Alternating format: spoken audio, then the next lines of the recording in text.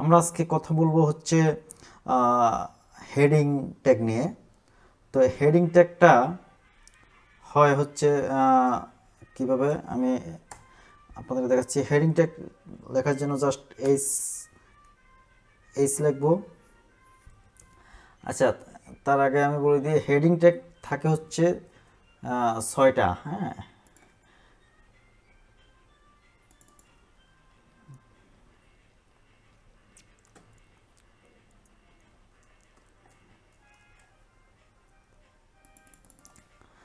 Because heading tag বলতে আপনি একটা লেখা যখন লিখবেন, আমি একটু দেখাই আপনাদেরকে। আমি একটি নিউজ পেপার ওয়েবসাইটে যাই, ডেইলি স্টার।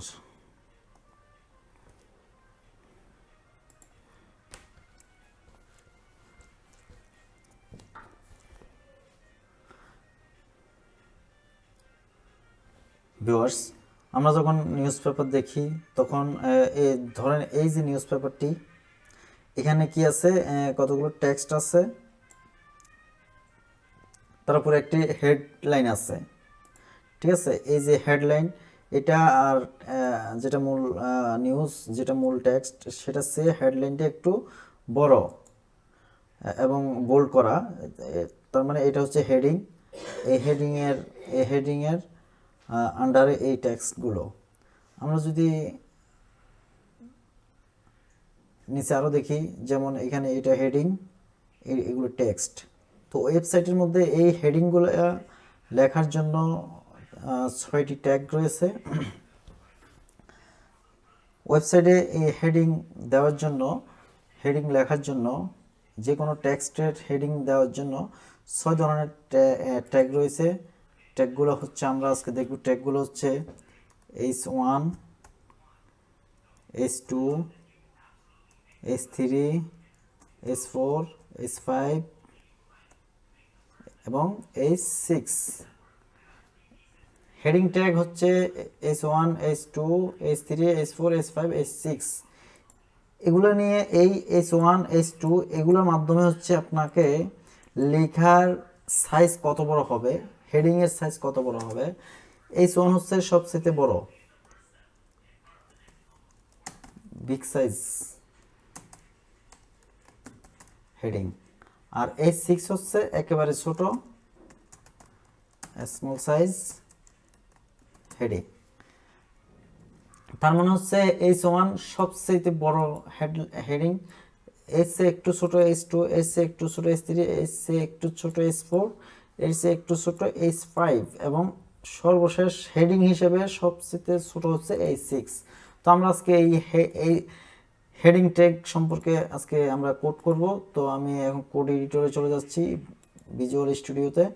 তো আমি যদি এখানে এই বডিতে যদি লিখি ইউনিকম টেক্সটাইল মিলস লিমিটেড, সর্বপ্রথম আমরা আগে এই যে লেখাটি, এখানে হেডিং ট্যাগ ছাড়া লেখাটি কেমন দেখা যায় সেটা একটু দেখে আসি।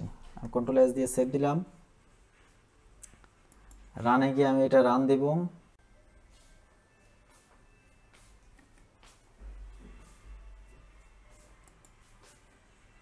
ভিউয়ার্স দেখতে পাচ্ছেন ইউনিকম টেক্সটাইল।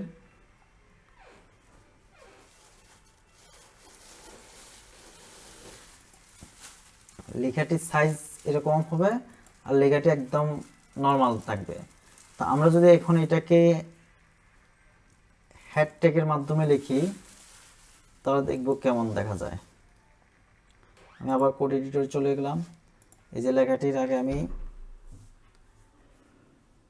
হেড ট্যাগ দিয়ে নিই, জাস্ট এখানে এইচ লিখবো। আপনারা দেখতে পাচ্ছেন এইচ লেখার সাথে সাথে H1, H2, H3, H4, H5, H6 চলে আসছে। তার মানে এখান থেকে যে কোনো একটা আমরা এন্টার দিলেই তার ক্লোজিং ট্যাগ সহ চলে আসবে। তো দুই ট্যাগের মাঝখানে আমরা ইউনিকম টেক্সটাইল আমাদের কাঙ্ক্ষিত লেখাটি লিখলাম। তো কন্ট্রোল এস দিয়ে সেভ দিলাম। এবার আমরা যাই দেখি কেমন হয়েছে। এখানে কোনো পরিবর্তন দেখতে পাচ্ছেন না, তাই না? জাস্ট পেজটা আমরা একটু রিলোড দিব। দেখুন হেডিংটা কেমন হয়ে গেছে। এটা হচ্ছে সর্বোচ্চ বড় হেডলাইন। ঠিক আছে, এখন আমরা যথারীতি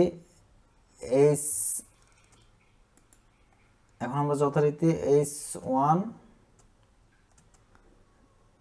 H2 H3 কিভাবে ইয়ে করতে হয় সেটা দেখব। তো ভিউয়ার্স আমরা এখন জাস্ট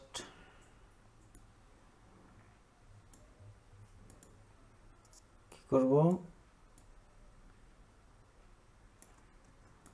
আমরা এখানে রেজাল্ট পাইছি H1 এর, এখন আমরা H2 লিখব এবং H3 লিখব,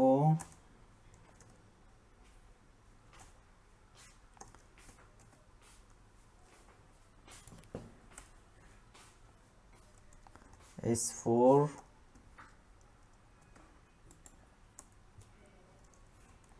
H5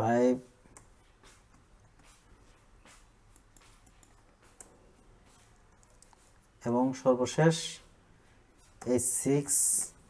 তো আমরা এখন রেজাল্ট দেখব। তো আমরা এখন আউটপুট রেজাল্ট দেখব। আমরা জাস্ট এখন পেজটা একটু রিলোড দিব। রিলোড দেওয়ার সাথে সাথে আমরা 6টি হেড ট্যাগের কার্যকারিতা দেখব।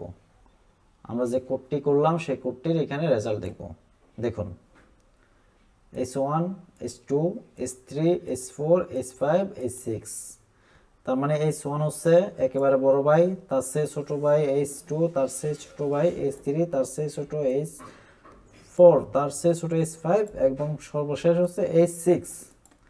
তো আমরা ওয়েবসাইটে লেখার সাইজ, হেডলাইনগুলো এইভাবে এই সাইজে আমরা কোডের মাধ্যমে লিখতে পারি। তো ভিউয়ার্স আজকে আমরা এই 6টি হেড ট্যাগের কাজ দেখলাম। আগামী ভিডিওতে আমরা আরেকটি ট্যাগের কাজ নিয়ে আপনাদের সামনে আসব। তো সবাই ভালো থাকবেন।